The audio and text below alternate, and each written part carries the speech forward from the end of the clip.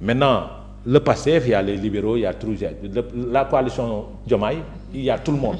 Maintenant nag il faut qu'on tende vers ce qu'on appelle les réformes des coalitions que mu nekk les coalitions idéologiques. beneen biir am na lu may c'est des informations que nous avons reçues fii laa ko waxee buñ ñu tegal nañ Azura kayitu dof ci taabal ji. yaa ngi comprendre te suñ ko libéré sur la base de ce document là. buy wax ne wérul. buy wax ni wérul dinañ andi problème Sénégal xamu tax ma ne dinañ andi problème ku wérul koo xamante ni day tànn ñi muy saagal ñu dul saaga ku wérul ñëpp lay saaga pourquoi Azura mosul saaga Ousmane Sonko puisque wérul aujourd'hui lii ñuy def ni impunité la nar a andi ci réew mi te baaxul ci pouvoir il ne faut pas protéger les gens. c'est vrai benn instant amoon naa fibre bi xaw naa ko yërëm tuuti parce que li mu nar a dund dafa nar a metti mais buñ ko basé ci wérul ku wérul du jugg avion di dem ak ñëw waay faatu ku wérul du def yenn yi quoi moi j'ai un problème quoi par rapport à cette situation c'est vrai c'est un fait divers mais ñi ngi làq kenn quoi pour andi keneen te man tey su ma ko defoon man maître nekk sama avocat andi kayitu dof dañ naan Adama Fall dofu la te nag article 50 fii nit ki mën na andi certificat médical fu ne. kon daal 2 poids 2 mesures daal nag aussi dafa am comme y a des gens en face bu ñu ko indilee kayit boobu. waaw est-ce que ñoom tam du ñu jéem a topp kii ko defar. voilà. demander kon expertise. c'est son avocat qui a déposé le papier. Bon, enfin, je rentre pas dedans, je suis pas concerné. Voilà. Je voulais revenir sur un dernier point. xam nga système de parti soo gisee ñu koy wax. c'est surtout à cause des élections. On s'est rendu compte qu'il y avait trop de candidatures, les gens avaient du mal pour choisir les trucs, les bulletins de vote. Mais je crois que ce problème il est très simple. Il faut faire un bulletin unique. Oui. Dialogue bi bokk na d'ailleurs ci liñ ci waxtaanee. On fait un bulletin unique avec la photo de tous les candidats. Oui. De toute façon, chacun connaît son candidat, tu coches la case, c'est tout. Oui. Qu'il y ait 100, 150, 200, on s'en fout. mais lii day fekk ñu boole leen ci. Voilà. lii day fekk ñu boole leen ci débat bi. maître Voilà. boole leen du dialogue bi. Mais oui, mais c'est manque de respect à certains partis c'est-à-dire que politiques aussi. nous on a même des personnalités du pouvoir qui essaient de phagocyter notre parti. Ah ouais. Ben oui, qui essaient de récupérer certaines nos bases. Ça aussi c'est une réalité dans certains endroits quoi. Oui, oui, oui. ok Donc ça aussi on est au courant de ça. Donc ils veulent nous invisibiliser et puis ils sont en train de vous phagocyter quoi. Voilà, c'est ça. ci yàlla. Nous invisibilisent, on récupère certaines de nos bases et puis voilà, de tous les jeux. D'accord. On devient une coquille vide. jërëjëf maître su dul am na loo ci bëgg a dolli yaakaar naa ne on a fait le tour des points yi ñu prévoir woon pour waxtaanee ko. Bon, c'est-à-dire que man daal je voudrais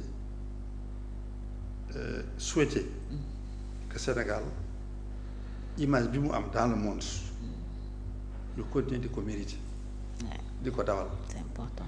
maanaam mu nekk dëkku apaisement dëkku dal dëkku jàmm mu nekk dëkku dialogue man sax dialogue bi sax man di ma ko déggee sax bokkul ak nii c'est-à-dire que pour man y a un dialogue institutionnel qui se Oui. passe à l'Assemblée nationale oui mais aussi dafa am dialogue su fekkee ne y a de grandes questions qui se posent le président de la République comme dans les grands pays woo nit ñi waxtaan ak ñoom dégg nga par exemple écoute y a un grand problème économique wala y a un grand problème je sais pas n'importe lequel ñu woo nit ñi ku ci nag ñi taataan sa avis nga joxe sa xam-xam mais dialogue une fois par an nit ñi daje. wax chacun disparaît. loolu vraiment pour man le dialogue doit être permanent. On peut pas être dialogue on va dire épisodique par moment. Donc loolu aussi bëgg na ci li may lancer appel di lancer appel vraiment à la classe politique. que ñun ñëpp ñu nekk républicain. sunu boussole nekk suñu intérêt réew. ñu xam ne campagne électorale weesu na. def nañu bu présidentielle kii gagné na def nañu législative kii gagné na léegi nag mënuñu continuer ci campagne rek di dem il y a un temps pour la campagne il y a un temps pour le travail et le travail comme je l'ai dit dafa nekk ay agenda warte doon benn agenda rek agenda reddition des comptes faut qu'il y ait aussi agenda investissement agenda politique de jeunesse agenda diplomatique naka la ñuy fexe ba Sénégal image am yokku parce que fu mu ne nii image dëkk bi tam dafa mel day dellu ginnaaw pas si ñoom ñii nii mais depuis quelque temps si vous avez regardé si vous avez remarqué le Sénégal n'arrive plus à faire élire quelqu'un que ça soit dans le domaine du sport que ça soit dans d'autres domaines et ça bien avant eux avant eux dafa am genre régression quoi. Voilà alors que Sénégal taawu Senghor Diouf mais nous on a mis Amadou Mahtar Mbow Feu Mahtar Mbow à l'UNESCO on a mis comment il s'appelle là à la BAD on avait Babacar Fall on a mis à la FAO Jacques Diouf ak feneen mais fu mu nee nii candidature Amadou Hott Sénégal mënut teg nit fenn parce que il est devenu inaudible il est devenu peut-être moins visible lan moo tax loolu foog ñu toog waxtaane ci est-ce que c'est parce que on a mis trop de politique dans la diplomatie génne diplomate yi dugal fa ay politiciens est-ce que loolu moo ko waral war nañu xool parce que diplomatie itam bokk na ci lii tax réellement bokk na ci lii tax économie di ñëw on avait des amis qui nous aidaient Sénégal bu soxlawaan dara téléphone lay jël woo quelqu'un mu régler affaire bi mais tey jii kan lañu mën a woo kan mooy xaritu Sénégal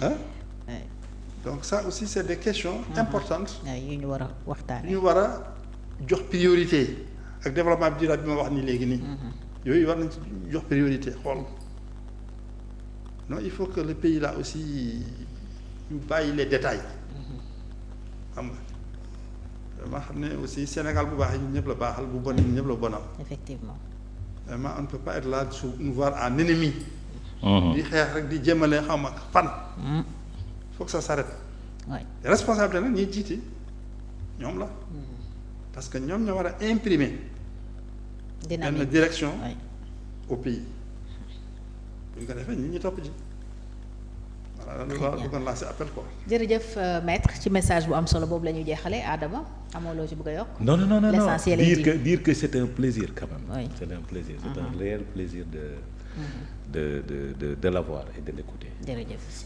merci beaucoup maître ci dal gi ci xam-xam bu leer bi macha allah maître Amadou Ali Kane la ñu doon dalal ci actu Sénégalu tey bi muy avocat défenseur droits humains nekk itam acteur politique nekkoon candidat à la candidature à l'élection présidentielle